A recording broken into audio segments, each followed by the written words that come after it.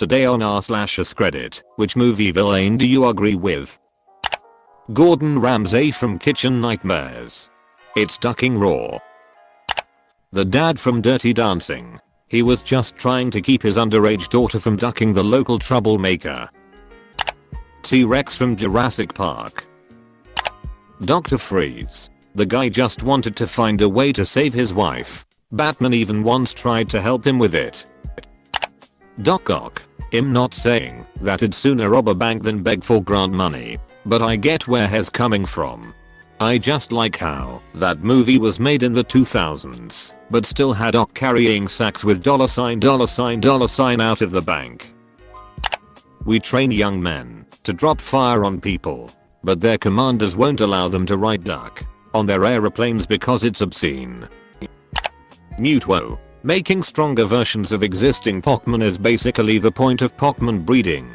But if he wasn't stopped, he probably would have killed all of humanity. I watched only the intro to the Pokémon movie and nothing more. All I saw was a very serious intro with dramatic music and no jokey or light content whatsoever, where Mewtwo explodes a science lab and kills a bunch of scientists. And that's no joke about 75% of the narrative understanding I have of the entire Pokémon mythos. Everything else I know about it is that there's a dinosaur that wears its mom's head, and Professor Oak is ducking your mom. If I'm understanding these memes correctly. Anyway, Pokémon seems dope, I think. His people were massacred by the GD for reasons that were false. He was then physically crippled for the rest of his life far side of his exoskeleton and was told that the GD were to blame. He destroyed as many as he could and took their weapons as a trophy to exact his revenge for the GD ruining his life and pushing his people to the brink of extinction. Not a movie, but Robbie Rotten from Lazy Town. As an adult, you get it. You want sleep. You want cake. You want quiet. You want to be lazy. There were moments where you could be like, I feel ya bro. And of course, deep down there, you want to be the number one. Poison Ivy. All she wants is more plants and less destruction.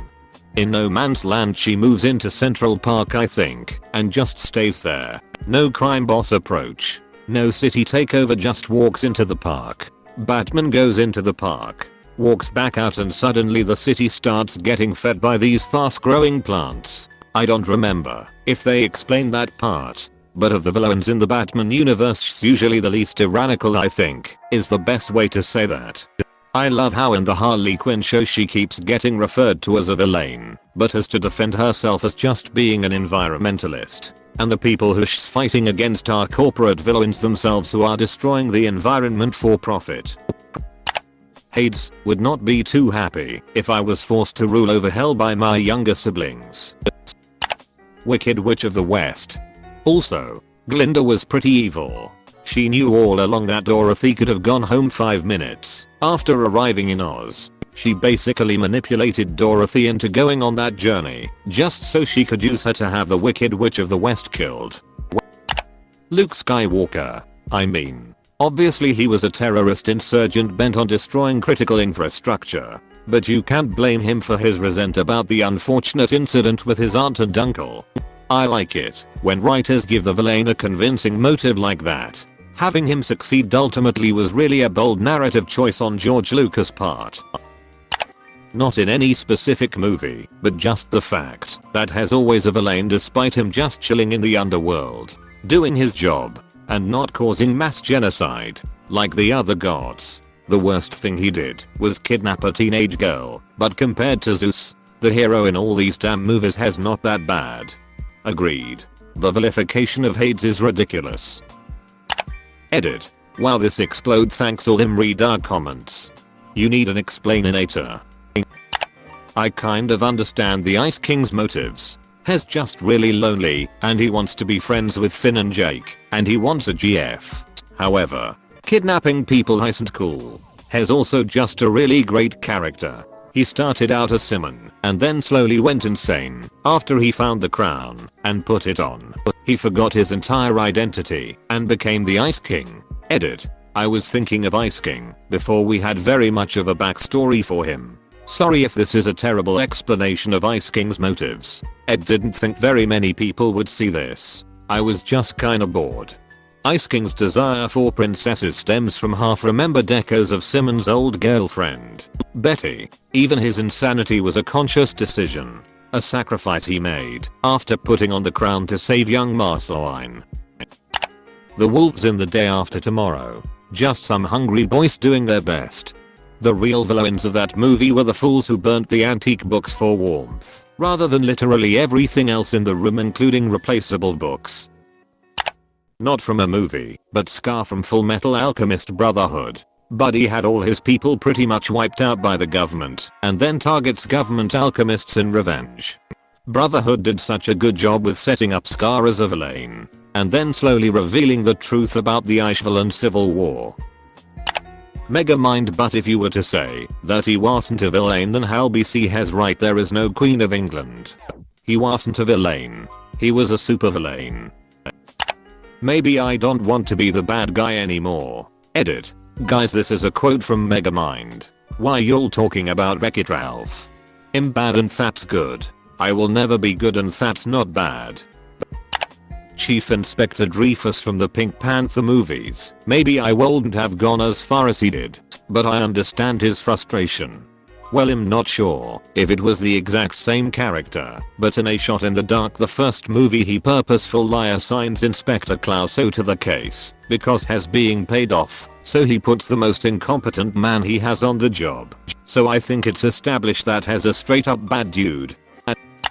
They found a bunch of gold coins sitting around, traded them as currency like anyone would, and were severely punished for no good reason. The Grinch.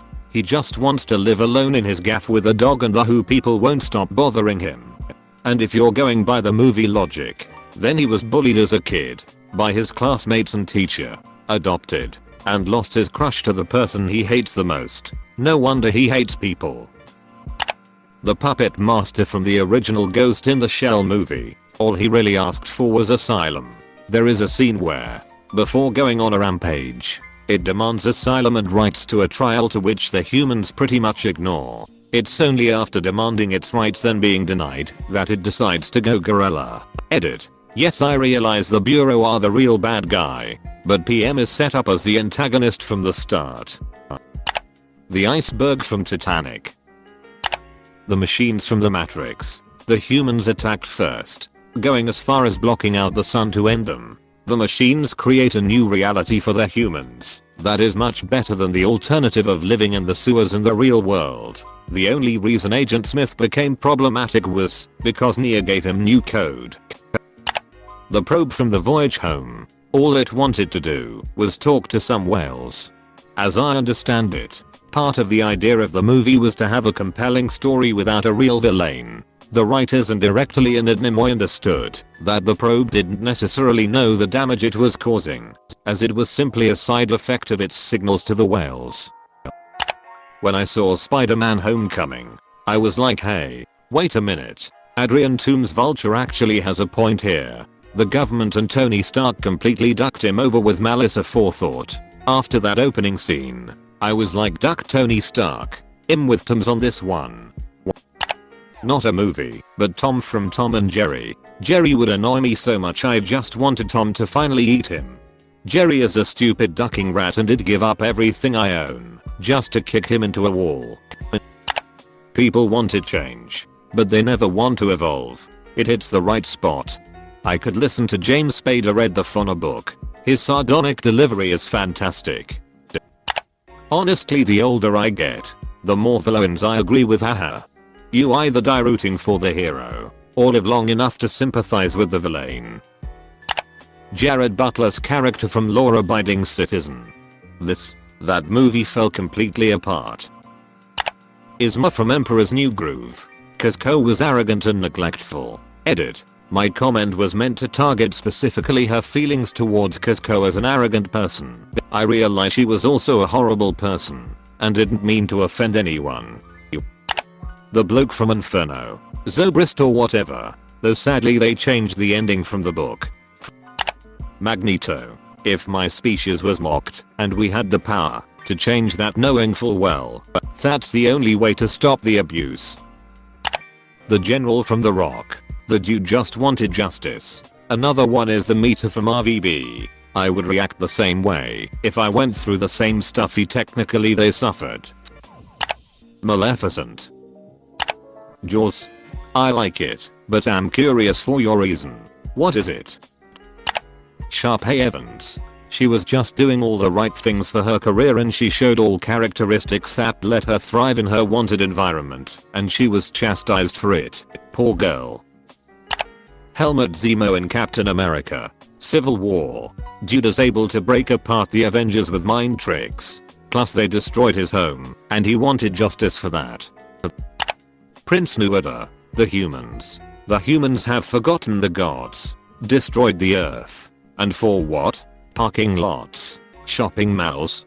Greed had burned a hole in their hearts that will never be filled. They will never have enough. King Baylor. What humans do is in their nature.